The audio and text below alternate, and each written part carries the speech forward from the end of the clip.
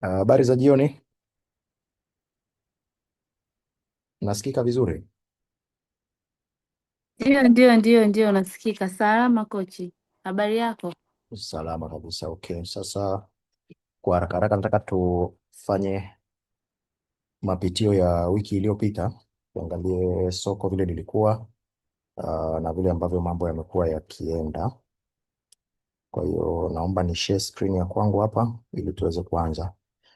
Natumaini watu wako salama na kila mtu amejoin vizuri.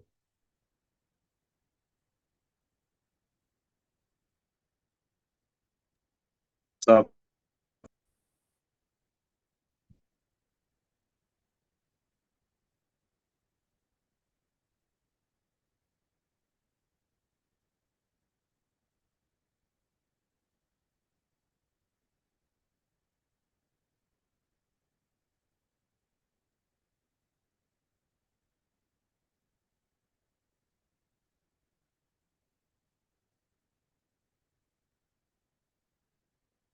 Screen inaonekana kweli au bado? Bado haionekani coach. Hapo safi. Hapo inaonekana eh? Coach. Safi. Sasa bila kupoteza muda, mi nafikiri nitaanza. Session iko recorded, nafikiri wale ambao watakosa tunaweza tukawapa linki wakaja kupitia ile recorded session. Kwa haraka haraka, hii ni ile data sheet yetu ambayo ni ya daily, ambao huwa tunaiupdate mara nyingi kila siku jioni, na huwa na share ile report yake kwenye group. Yenyewe haina mambo mengi sana, isipokuwa ni zile information tu za kawaida, kuonesha kiasi gani ya hisa zimenunuliwa, ngapi zimeuzwa, zipi ziko pending na ni asilimia ngapi labda imepanda au imeshuka. Kwa hiyo nafikiri hapa sitapoteza muda mwingi sana, kwa sababu hii inaeleweka na iko clear. Tukienda kwenye daily summary hapa, nadhani tulishazungumza nikawaeleza namna ya kubadilisha hapa. Hii kila mmoja anakumbuka eh? Kuna namna ya kubadilisha tarehe hapa. Unaweza ukaweka tarehe labda tuseme 18, ambayo 18 kulikuwa hamna soko, kwa hiyo kila kitu kitakuwa sifuri. Lakini ukiweka 17 ambayo ndio ilikuwa Ijumaa, inaweza kutuonesha pale. Unaweza ukaona total market turnover ni milioni ni B 38, lakini pia unaweza ukaona volume ni 316. Total deals zinaonekana pale 78,000, lakini pia kaunta ambazo zimefanya biashara ni 30. Outstanding bid 2,600, lakini sasa outstanding offer unaona ni 200,000. Na kwa hiyo hii peke yake hapa inatosha kukuonesha kwamba soko limekuwa ni watu wengi wanauza, ama share nyingi ziko katika upande wa kuuza, kwa sababu utaona wanaotaka kununua bidi ni chache, tofauti na zile offer. Then ukija kwenye ratio ya bid to offer unaona hapo ni 0.01, kwa maana ni asilimia chache. Kwa maana ni asilimia chache ya watu ambao wanataka kununua, lakini wengi wanataka kuuza. Lakini market cap ilifunga na hii hapo ambavyo inaonekana. Then tukishuka kwenye wale top 5 kwa siku ya Ijumaa tunaona kwa turnover tunaona CRDB aliongoza. Hii tunajua ni kwa sababu ya zile block trade ambazo wamekuwa wakifanya, na tutaona mbele pia Ijumaa pia alikuwa na block trade moja ambayo ilikuwa ina hisa nyingi kidogo. Then tukaona akafuata NMB kwa bilioni 1.2, ikafuata milioni 360 ya ETF ya iTrust, lakini Voda akaja kwa milioni 50 pamoja na DCB milioni 40. Then tukienda kwa top gainers kwa siku ya Ijumaa tunaona Mkoba amepanda kwa 7%, DSE amepanda kwa 2%, TCCL ambao ni Tanga Cement amepanda kwa 2.4%, lakini pia Toll amepanda kwa 2.19%, pamoja na TBL kwa 1.4%. Kwa walioshuka tunaona Tatepa ameshuka kwa 11%. Taona wiki hii haikuwa nzuri sana kwa Tatepa, sababu siku nyingi kidogo katika wiki imekuwa zikishuka, lakini kwa upande wa MCB na yeye pia alishuka kwa 5%. Kidogo hizi kaunta ambazo ni ndogo zimekuwa haziko stable sana kwa hii wiki, sababu zimepitia changamoto sana za kushuka. Then Swiss naye alishuka kwa 2%, lakini East Africa Breweries ni kwa 0.0%, ambayo ni asilimia chache kidogo, ndio maana imekuwa hapa. Ni vile decimal places zimeisha, lakini ingeonyesha hapa ni asilimia ngapi. Yeah.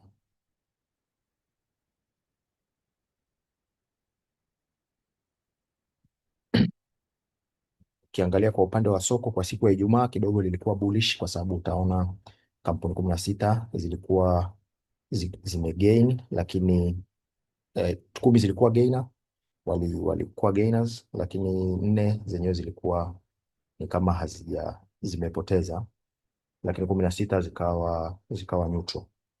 So ukiangalia unaona bullish kidogo walikuwa wametawala kwa siku ya Ijumaa, ukikompea na siku zile 4 zilizopita kuanzia Jumatatu mpaka Alhamisi.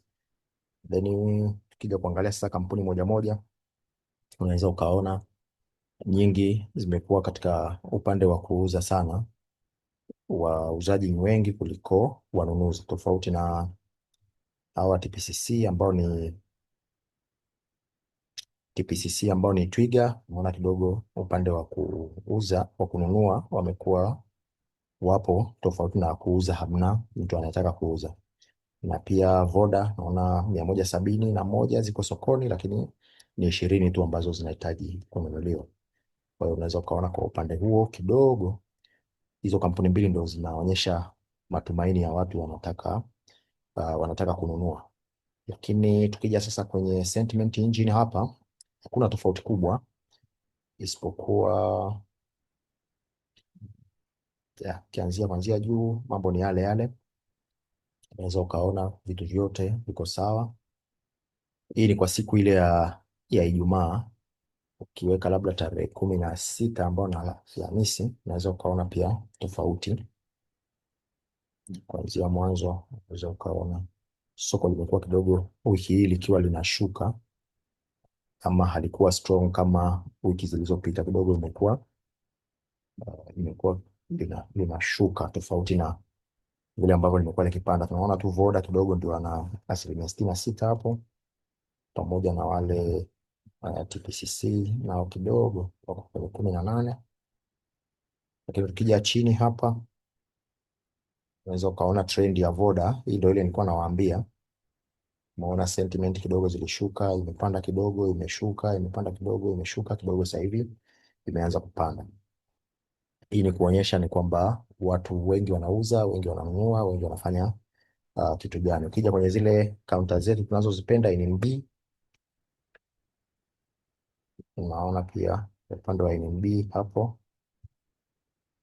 So ukaona ilianzia chini ikaenda juu ikashuka, icheza chini, bado iko chini, na sasa bado kama inaendelea kwenda chini. Na hata ukiangalia hapa utaona ime maintain kwenye hizi namba ambayo ni chini ya 40.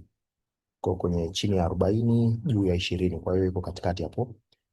Kidogo ni kama inashuka, ama tuseme ni iko neutral fulani hivi.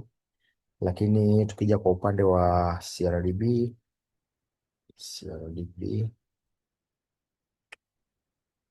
na yeye pia hapishani sana. Tunaona tarehe za mwisho wa mwezi kule alikuwa kidogo anapanda panda. Mara nyingi watu wengi wananunua hisa sana mwisho wa mwezi, kwa hiyo mwisho wa mwezi tarajia kuona hizi green zinatawala kwenye kaunta nyingi. Kwa hiyo utaona pale imepanda panda kidogo, then ikaanza kuwa neutral, ikaanza kushuka, inaanza kushuka mpaka sasa hivi unaona bado kidogo iko chini. Kwa hiyo ndo hii ambavyo inaonyesha kwenye trend hapa. Ilianza huku tarehe za mwisho wa mwezi, ikawa iko juu, ikashuka, ndio hichi kipindi hapa imeshuka, imefika chini, imepanda kidogo. Hapa ilipopanda kidogo ni hapa ilipojaribu kuwa kama inataka kurudi neutral, lakini ikashindwa ku maintain, na bado unaona imeendelea kushuka. Ni tarehe kati ya tarehe 10 ambayo ndio hii hapa, ilipanda 46 hii. Unaona imepanda kidogo 46, ikarudi tena 21, ikarudi 32. Kwa hiyo bado inacheza hapo, unaona mpaka saizi ipo 32.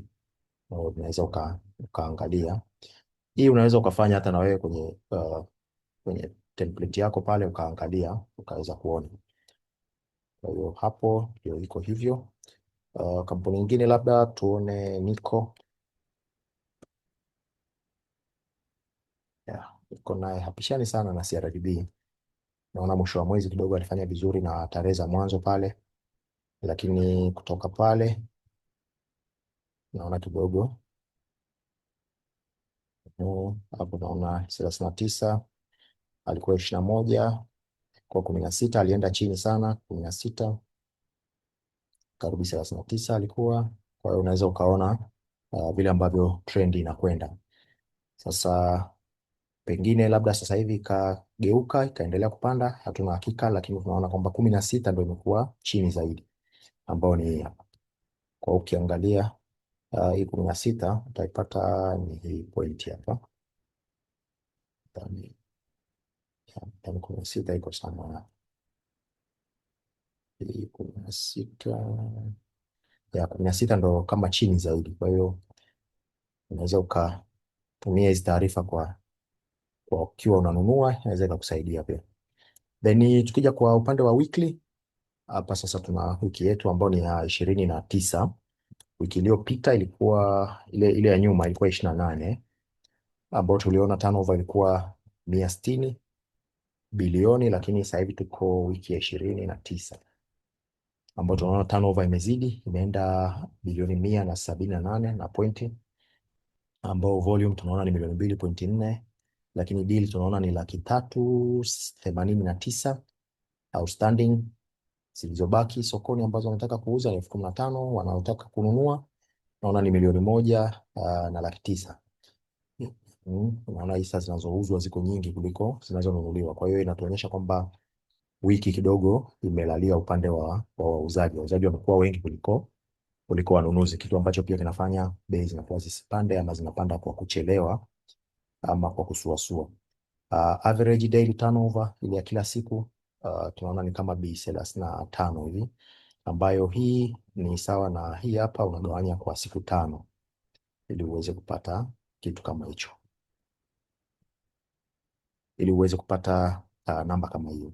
Kwa ukiangalia bid to offer ratio tunaona ni 0.01, ndio maana inatupa bearish, kwa maana ya soko liko kwenye phase ya kushuka, tofauti na ingekuwa labda hapa iko juu, tungeweza tukaona hapa ile either ni bullish au neutral, lakini kwa sasa tunaona ni bullish, ni bearish kwa sababu nyingi.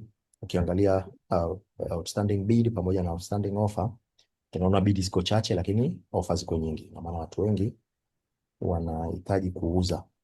Tukija kwa upande wa kampuni ambazo zimefanya vizuri kwa wiki hii, tunaona yuko PAL ama Precision amepanda kwa 13%. Lakini Tatepa ndio aliyeshuka zaidi, ambaye ameshuka kwa 11%. Kwa upande wa CRDB, kampuni iliyoongoza kwa turnover ni CRDB.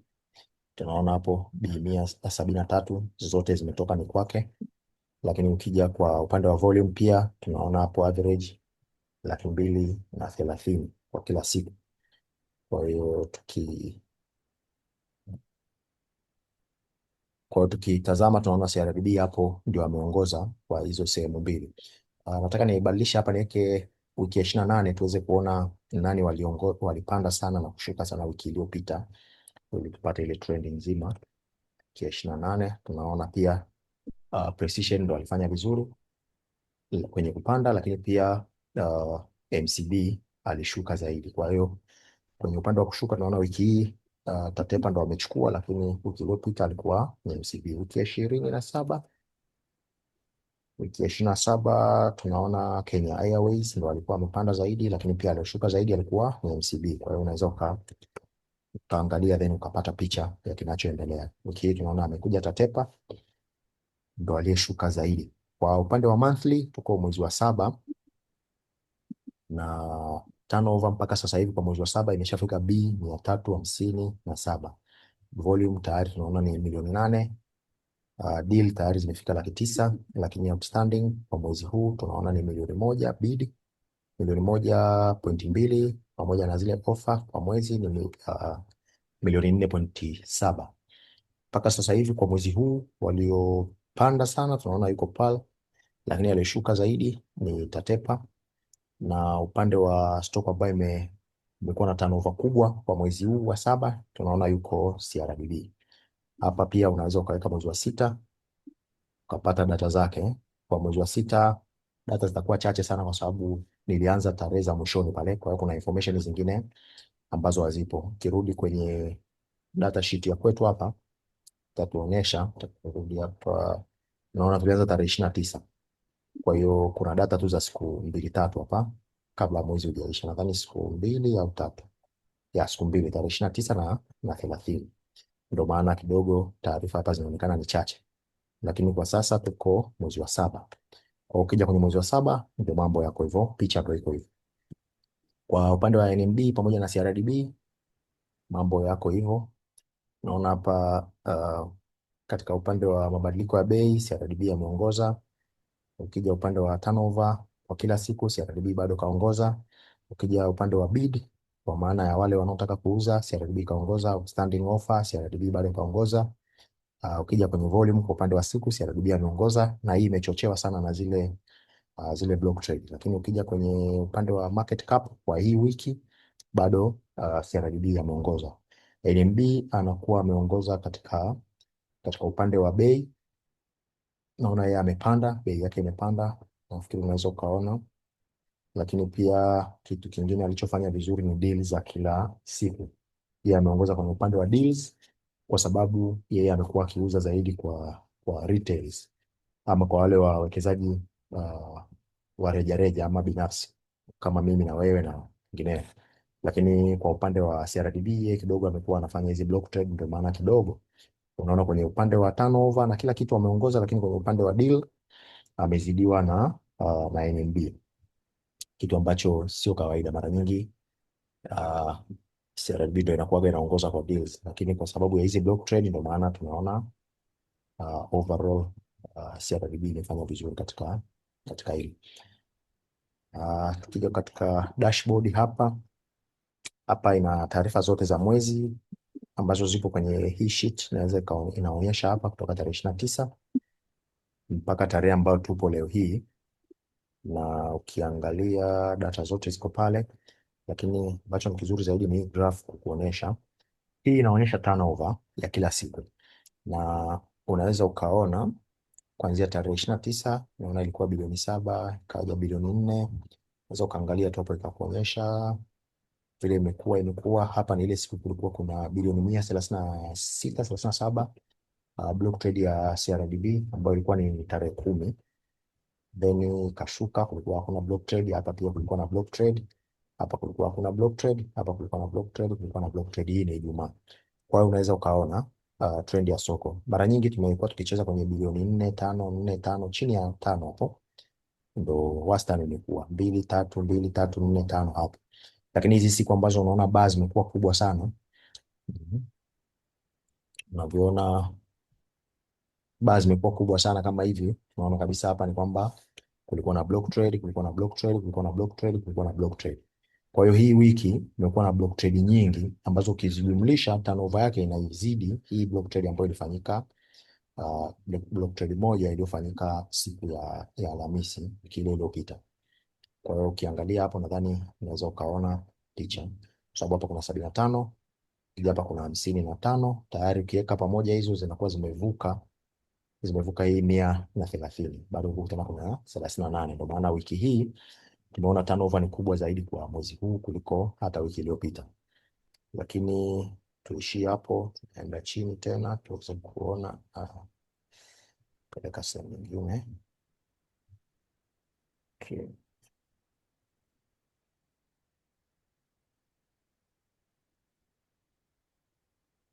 Yeah.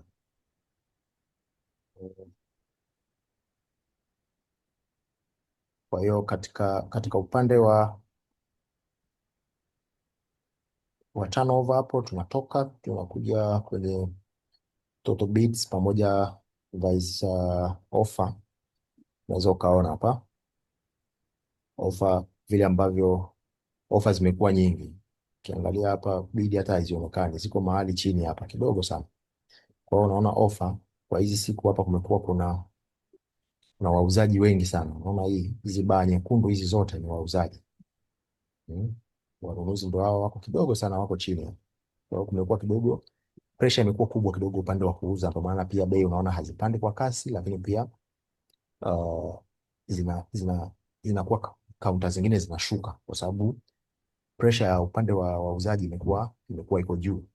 Unaweza ukaangalia huku nyuma vile ambavyo kulikuwa huku nyuma, unaona kidogo zilikuwa kama zinalingana ama zinazidi hizi zile tarehe za mwisho wa mwezi hizi, lakini tarehe hizi unaona kidogo upande wa wauzaji wamekuwa na pressure kubwa kuliko wanunuzi. Kwa hiyo unaweza kuangalia kama ni mwekezaji, hii taarifa inaweza kukusaidia kununua, ujue ni wakati gani ambao hisa zinakuwa nyingi sana sokoni na bei zinakuwa kidogo ni affordable.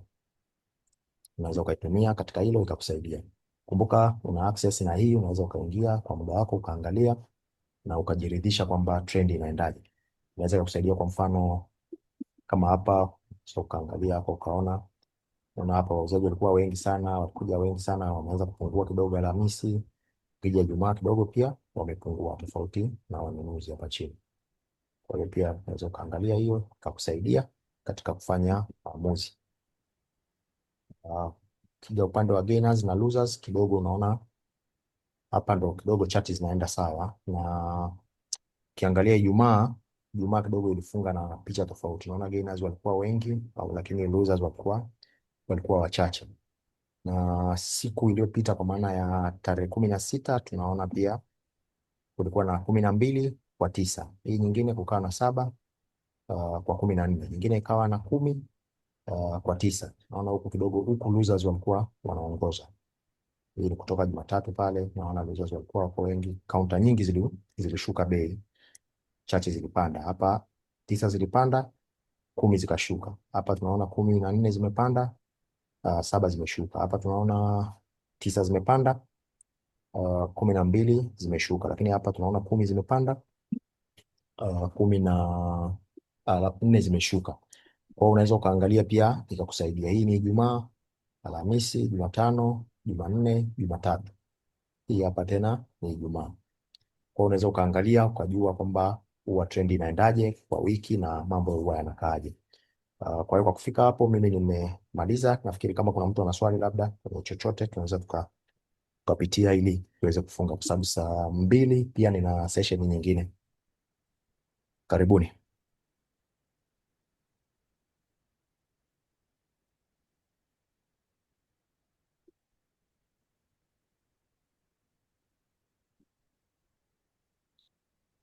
Hamna mtu mwenye swali eh?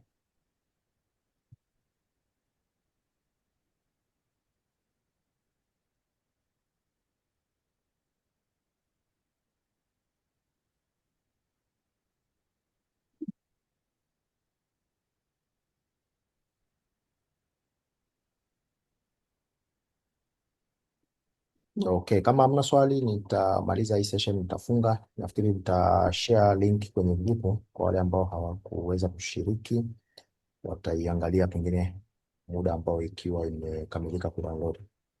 Nashukuru sana na muwe na Jumapili njema. Nashukuru sana coach. Asante. Kuna mtu ndo anajoin sasa, sijui, lakini sawa. Muwe na Jumapili njema. Kwaheri. Asante sana.